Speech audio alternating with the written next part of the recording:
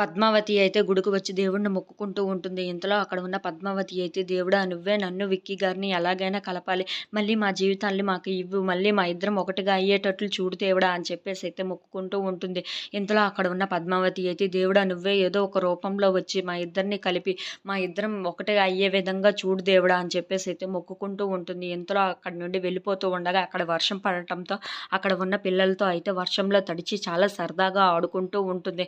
ఇంతలో అది చూసిన అక్కడ ఉన్న మూర్తి గారు అయితే, "ఏంటి సార్ అలా వర్షంలో తడుస్తున్నారు?" అని చెప్పేసి అయితే అడుగుతూ ఉంటాడు. ఆ మాటలకి అక్కడ ఉన్న అతనైతే, "లేదు ఇలా వర్షంని ఆస్వాదించడం, నేచర్‌ని ఆస్వాదించడం చాలా మంచిది మూర్తి గారు. మీరు కూడా ఆస్వాదించండి" అని చెప్పేసి అయితే అంటూ ఉంటాడు. ఆ మాటలు విన్న మూర్తి అయితే ఒక్కసారిగా షాక్ అయిపోతూ ఉంటాడు.